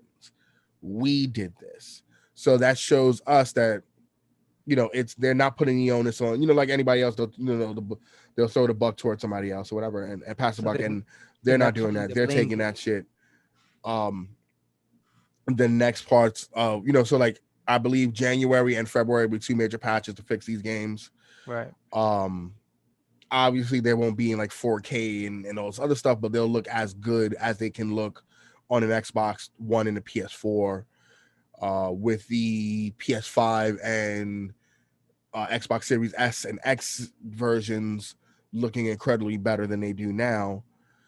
But it's sad for people who are actually still playing this game. If they beat this game within the next few weeks, what the fuck are these patches going to do? Like, unless you're going to put out DLC immediately following these patches so we can continue to play this game. Because once I'm done with this game, until DLC comes out, I'm not really playing this over and over. I'm not going to do all that. Like, if I'm playing and these patches come out and I'm still like, being the completionist that I am, sure. That's cool. But we got to look at those moments where it's like, okay, what are we going to do when we're not playing this game? We got a couple of good games coming out in January and February. So I think they need to work harder and faster on getting this stuff out here, because it sucks. The end of the year, it's one of my most anticipated games this fucking year. And for it to be this is fucking depressing, dude. It sucks. Man, I mean, I remember we were talking about that off camera, and it seemed like you had a when it came to games, you had like a bad like this year you had a lot of bad luck, man. Dude, it's fun. Yeah, we did. We did. What was the game I mentioned? So I mentioned this, Avengers. Avengers, Watchdog Legion, Last of Us 2. Let me clear this up though. I gotta clear Last of Us 2, right? Because I have people like contact me talking about like, dude, like you're crazy, you didn't like this game. It's like, no. Mm. Last of Us 2 is a fantastic game. Last of Us 2 should have ended 6 more hours before it actually ended. This game is way too long. A lot of issues I've had with this game are the following. We know we know Ellie is the main character of this game. So we know Ellie's not dying. Yet she's put in all these situations that make you believe that she's going to be killed. And when you write, as a writer, when you write a character that you know is not going to be killed into these situations, you have to write your way out of them. It's like when you watch wrestling and you book your wrestler into certain situations. Now you have to book him out of those situations. A lot of these moments that she's put in where she's in trouble, she's always saved. Right? There's always the white dove hovering around that somebody's going to come and save her, and she always gets saved. Ellie should have been dead 14 minutes into the game. Like literally. And every time she's captured, they want to play with her. Oh no, we can't do this. No, wait a minute, we can find out information instead of just shooting this bitch. Like they just don't want to kill her. Ever. And it's kind of like remember Austin Powers? Where Scott was like, Oh why is he here? yeah. Just shoot him. Why are you telling me your plan? Just get a gun, shoot him. That's how I felt playing this game. I don't care about Abby as a character. Like, I really don't. There's nothing in this game that had happened that made me care about her or want to care about her. So me having to play as her was pointless because for me, I don't care. And then seeing like, oh, she has a similar story to Abby still didn't make me care. Her getting caught by that was the Fallen Angels, I think that other thing was. But that other faction, one of 19 other factions apparently. Because apparently, and that's the shit. You got to bring in you had so much you had to cram in here where again you padded the fucking time with all these little things just to introduce. No, this is the whistling faction. this faction fucking flies. Like I hate this shit. So again, I felt that I would see those moments come. Perfect example, the hospital when you're trying to find Abby at the hospital, you go through an abandoned building, the office building, go through one set with the stalkers, get out, got to go back inside, stalkers, get out. One of the stalkers attacks you, you fall, the fucking fire escape falls off. Now you're in a raging river that takes you miles away from the fucking hospital just so that you can introduce this other faction. Right. So, all right. That sucked because it was like, okay, really? Here we go. Now I got to play for another 30 minutes to an hour to get past them, to get back on track, to go to the hospital, right? Go to the hospital. Of course, Abby's not there because we got to, make it where she's at the end of the game. So now, okay, fine. All this shit happens. And then, another thing. You made characters just to fucking kill them. That's it. These characters were just built to die. They were just made to die. So so what was the point of having these guys in there if you're just going to kill them off 2 seconds later? Third, Tommy's a punk. Apparently Tommy's a punk bitch because Abby beat the shit out of him immediately. Like you walked out of that theater and he's just getting his ass whipped. So, and Abby ain't come with a crew. She fucked him up herself. Tommy can't fight. That's the reality. Tommy can't fight. Or Abby is the greatest martial artist alive. She has combat training second to none. So it's just moments in this game where I was like, you know what? Like, I don't care anymore. I think like one of the coolest sections was when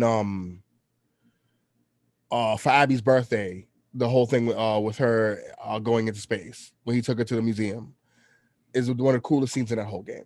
Greatest scene in that game. Like, you know, you as a father, you have those moments and you see that and you feel that stuff, right?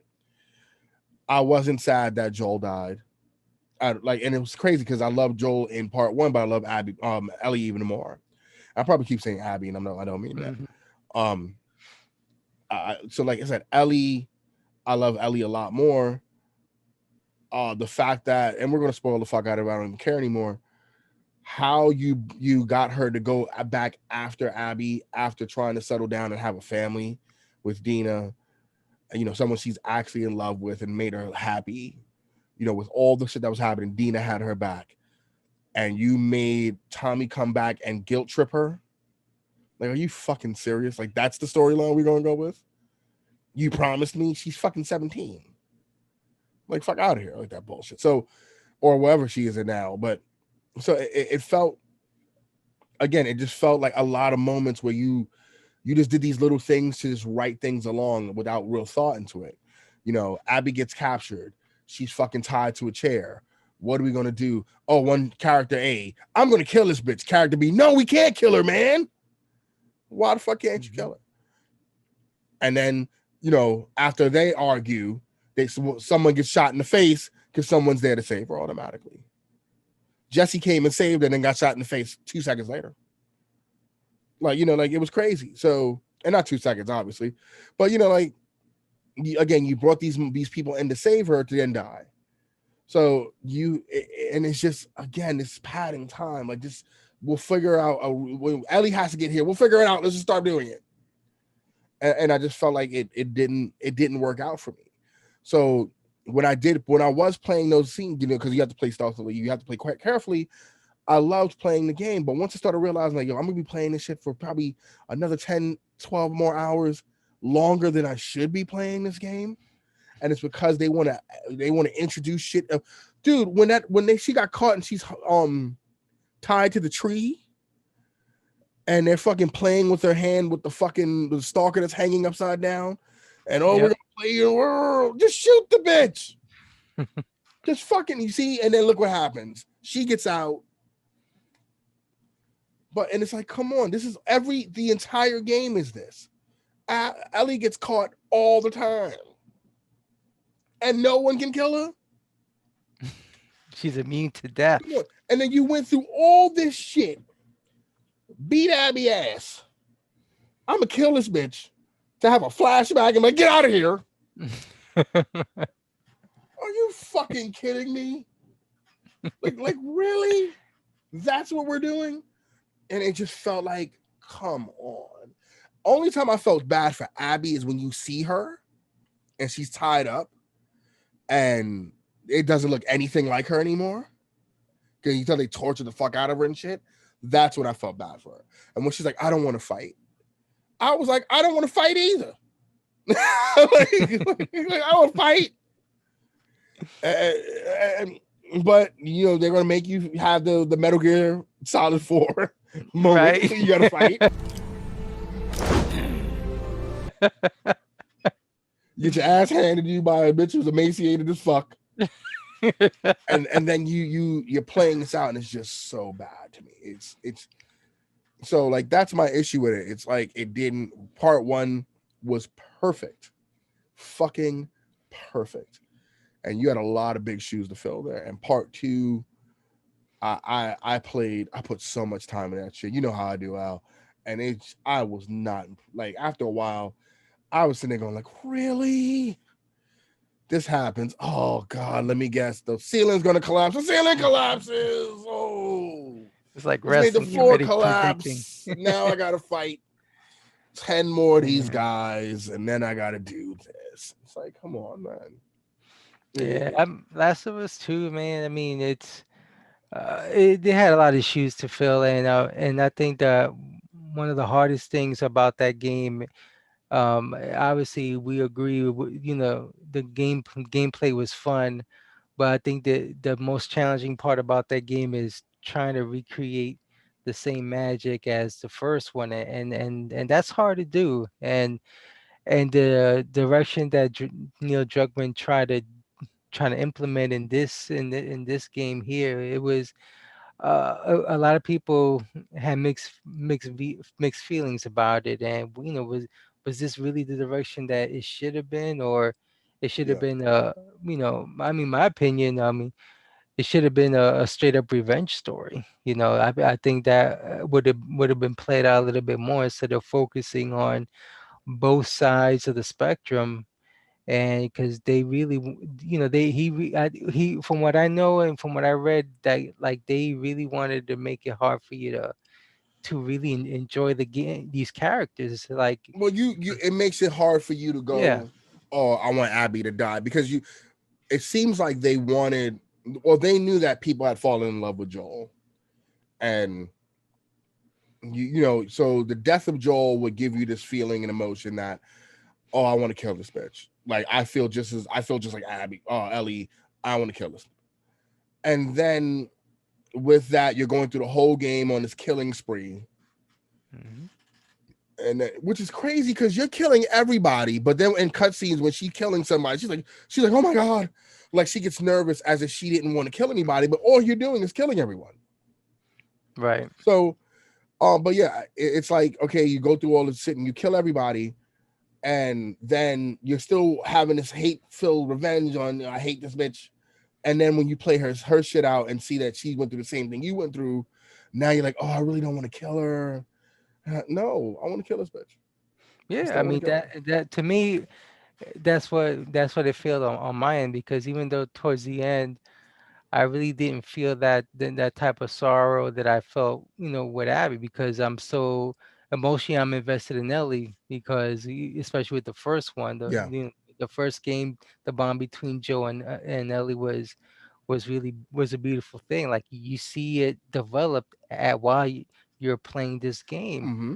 They try to recreate that same thing with Abby and I forgot the name of that other girl from the other tribe that they kind of was close.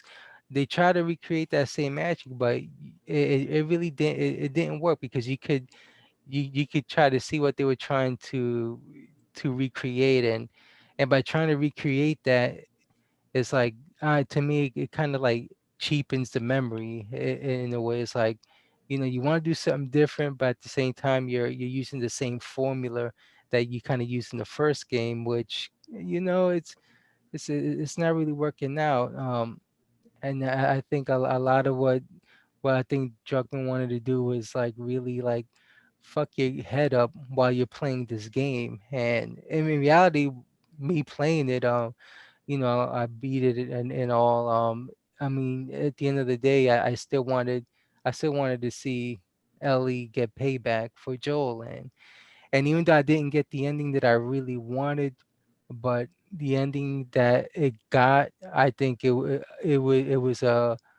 I believe a good a runner up. And the reason why I say this is because it would have sucked if all of a sudden, you see Ellie, after Tommy guilt tripped in trying to get payback for Joel, and then, when Dina says, if you leave, Yeah, you're not we're gonna out here. find me here. Yeah. So imagine what would have happened if you would have gone, got your payback, let Abby go, you come back, and then all of a sudden Dina's waiting He's for still you there. for open Yeah. arms.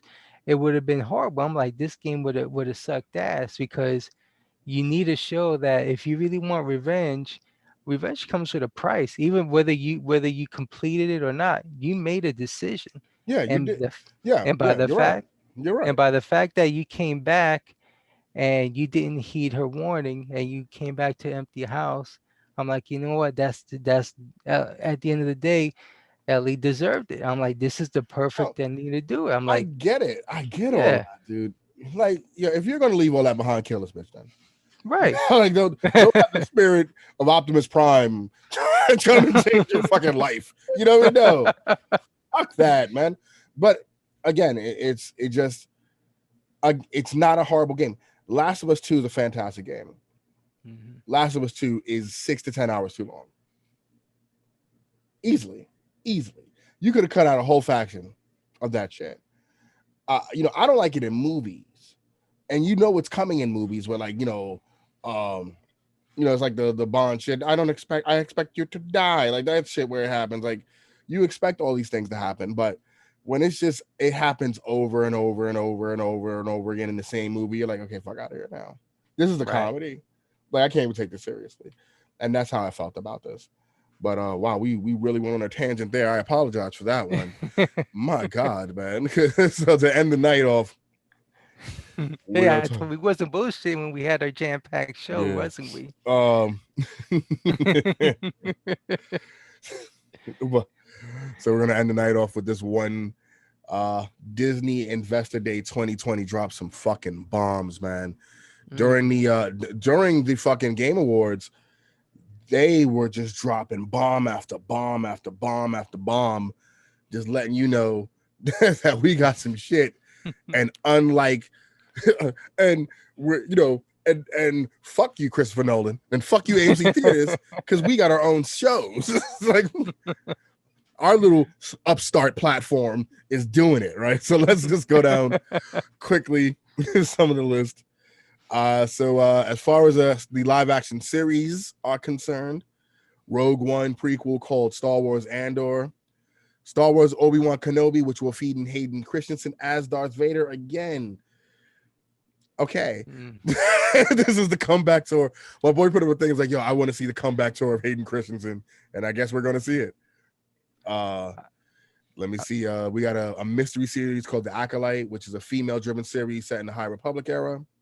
We Mhm. get an Lando Calrissian series, which Donald Glover better be Lando and no one else. I hope this series takes place before he meets Han Solo while he's the has the position of the Millennium Oh, that'll Falcon. be cool. That'll definitely be Yeah. cool. Um, The Mandalorian gets two spinoffs: Star Wars Ahsoka and Star Wars Rangers of the New Republic. We getting Rosario Dawson back. I'm happy as fuck. Listen, she should be in everything. after watching the Mandalorian with Rosario Dawson As as Ahsoka. Ahsoka, Oh all I can God. say is she killed it, man. Cause She that's deserved it. her. It's It's her. her. It's her. There should be I no one mean, else. There should be no one else no. there. Like fuck yes. She looked like Ahsoka, and the way she brought it to life, That's it, man. can't get better than that. We got two animated series, Star Wars Bad Batch, and an animated project called Star Wars Vision. You hit me onto what the Bad Batch is, or what it could be, Hmm. and so I'm definitely interested in that. Patty Jenkins, the director of Wonder Woman, both Wonder Woman and Wonder Woman 1984, is getting a Star Wars Rogue Squadron movie. That's going to be awesome because she's awesome as fuck. So that's going to be really cool. For Marvel, Cool. DC, oh god, the MCU's killing them again. So, Mm. fuck you, AMC. Apparently now, Secret Invasion stars Samuel Jackson's Nick Fury, and and Talos will be in the movie. Based on everything that came out of Captain Marvel. Fucking Ironheart. This is what made me scream out like a fucking little girl. Ironheart is coming to Disney Plus. I'm so hyped for that. And it's just for a multitude of reasons, but I am definitely hyped for Ironheart coming. Armor Wars with Don Cheadle's War Machines coming.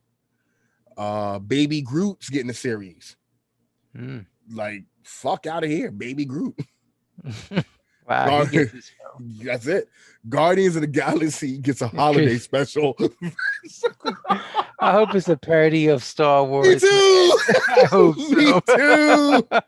Yo, you and me both. When I first saw that, I was like, if this isn't a fuck you to Star Wars, this is gonna be horrible. Yeah. I love it now. Oh my god. Um, let me see. We already know the Falcon and Winter Soldier's coming, Loki's coming. What if being a fucking animated series? That Yes, is and it good. looks gorgeous. Can't wait for That that. 2021 summer, possibly. Let me see. She-Hulk's coming. Miss Marvel's coming.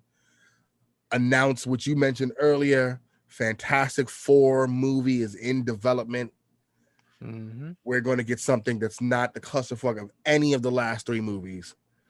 Hopefully we'll get somebody that's gonna act and sound like fucking Doctor Doom. Oh And God. hopefully we'll get a Galactus, We'll get a man. Galactus. Well, let's see, because you know what, like, fuck around and they'll put the Mole Man in there and make him fucking killer. See, Yeah, give me could, Paul yeah. Giamatti as the Mole Man. I'm good with that. That's what I'm casting for. I'm starting it. That's what we're doing right now. We're getting us in the Zack Snyder committee. We're getting Paul Giamatti as Mole Man. Mo man, that's That's it. what. That's who I want. No one else. I don't want no other. Fucking, you know, sad. Like I know like 3 Fantastic Four fucking villains.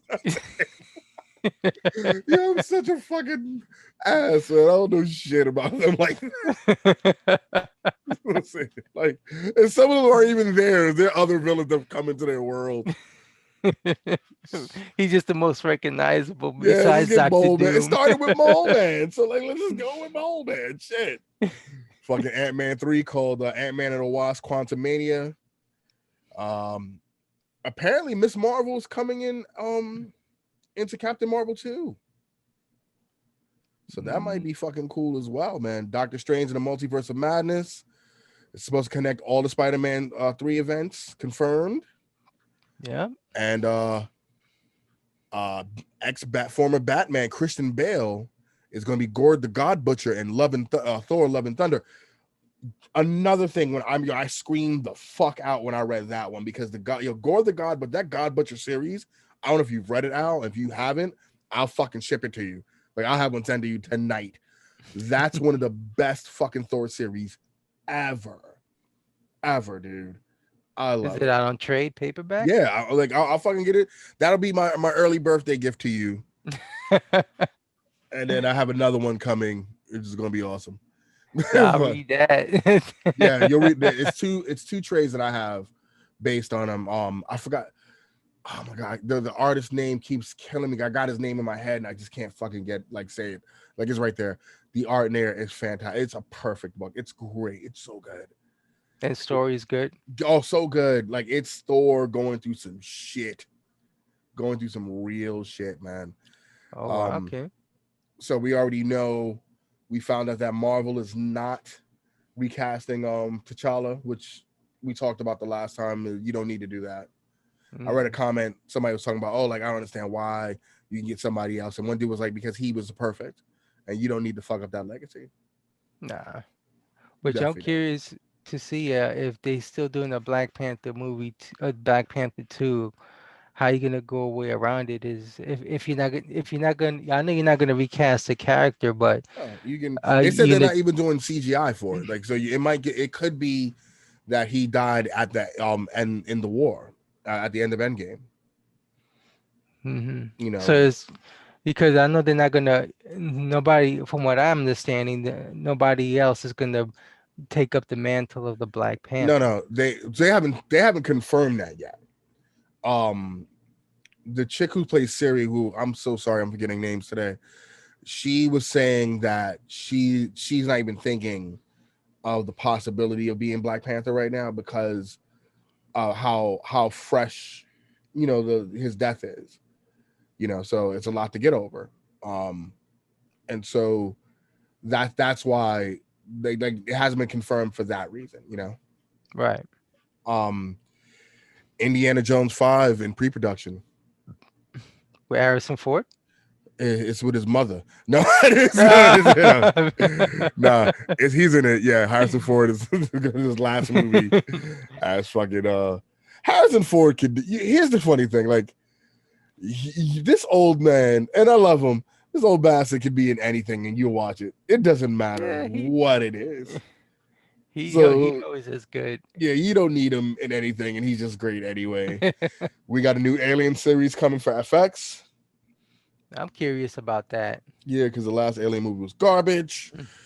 Um, Pixar Disney released the Pixar Toy Story prequel called Lightyear, based on Buzz Lightyear.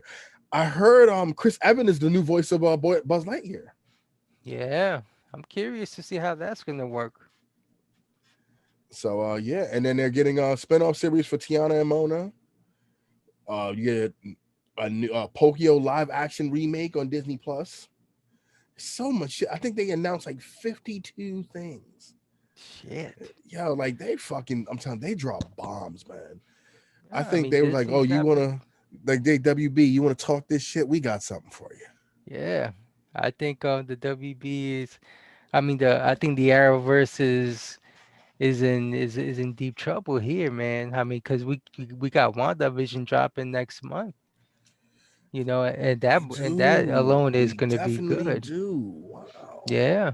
Because And this I'm looking at the movies that are coming to HBO Max. Oh, wait, hold on. I just saw this shit. And yeah, like wow. Yeah, it's shit that no one cares about. This is Mhm. like no one gives a fuck about this. That's why don't activate your 30-day trial No, I don't video. have to. I don't have to. Apparently, I have it and didn't even know. Look at that. So yeah, like little things, Judas and the Black Messiah, like a Tom and Jerry movie. I wasn't a fan of Tom and Jerry cartoons, so fuck that. Surprised they're Uh, making it's a CGI movie, I yeah, bet. it's animated, not CGI, but Yeah. amazingly well animated. Godzilla versus King Kong, May 21st, 2000. Wow. Oh, we're in for that one. The Conjuring 2 in the heist that what's his name? Lin Manuel Miranda movie, the new Space Jam movie, LeBron James. Suicide Squad in August, the new Dune, King Richard, yeah, the Matrix 4, Mortal Kombat. I mean, Mortal that's Kombat. gonna. I mean, yeah, like that. But 50, like Disney is not playing. They got to make up for all. Like we didn't have a movie this year. Like Alright. they got to This the make f- up for this shit. I mean, this is the first time that we didn't get any Marvel movies, I Yeah, believe. and we were supposed to get Black Widow this year. Period. And they kept moving it and moving it, and they moved it to next year. Yeah. So and then starting pre-production. I mean, starting production. I know Spider-Man 3 starts on my birthday, which is this Thursday. They Look at start that. production on it. So An early birthday gift. yay. But yeah, this has been an eventful 2020, as we can say. This being the last podcast, possibly of 2020. We have our love letter podcast next week. So I can't say that. Well, our last official podcast, and the next Next, one is a yeah. themed one, being a love letter one. Um, Which I'm looking forward to that one. Same here, same here. And yeah, this is it's definitely going out with a bang. I'm super excited for 2021 outside of the pandemic stuff, like just what's coming out in the entertainment world, whether it's movies, video games. I'm really excited for, and I just cannot wait for the new year to start this whole thing over. You see, it's for me for 2021. I just if there's only one movie that if I have to see and I'm dying to see it has to be King Kong versus Godzilla, man. I That's mean, it. I've said this plenty of times. Out of all the remakes, this is the one remake that should have been made a long time ago. And I think with what Legendary and Warner Brothers is doing, we have we have this version of Godzilla, which it looks by far a good version. I always said it. If you're gonna make Godzilla, you have to keep it close to the source material and not that bullshit that happened in '98. Not the Allosaurus. No, not that fucking iguana.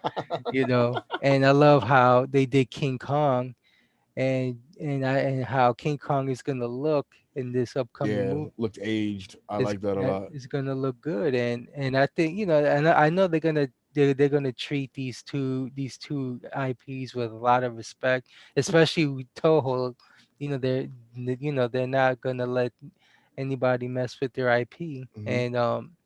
and it's funny because even though when they did King Kong versus Godzilla the first time around, if I'm not mistaken, the guy Godzilla was only around, I would say maybe 10 years when Really? that movie came out. Oh, that's Oh, cool. Didn't know that. so and but King Kong, being that he came from the 30s, he was basically the first kaiju in a way, much older Hmm. than Godzilla, but Yeah. over time, Godzilla was the one that pretty much brought that genre to life. Yeah. Yeah, we So kind of as forget about Kong in that way. yeah, so as time goes on, it's Godzilla's popularity that grew, which in reality in Japan, it's a big thing, and Yeah, Godzilla is a huge culture pop yeah, icon, he is. so to make him lose, I don't think that he's gonna lose. I think they're gonna what my opinion, what they're gonna do is we're gonna see a fight between Kong and Godzilla. It's gonna either be a draw because there's gonna be another monster that they're gonna have to team up and take The out. Oxygen Destroyer is coming back. Oh man, I mean, damn. I mean, like I said, King of the Monsters. Damn, man, so many possibilities. I cannot. I'm excited to see what they're gonna do with this one, man. Yeah, so am I, man. Well, it was a good show, man. I enjoyed going through all this bullshit and ranting. Thank you for letting me rant for fucking 40 minutes on Cyberpunk. Feel better now? No, I'm gonna go play it right now and be angry. Such a fucking masochist. So, God damn it, man. But with that being said, man, I am Face Mason I am Gualo. and Broheim out.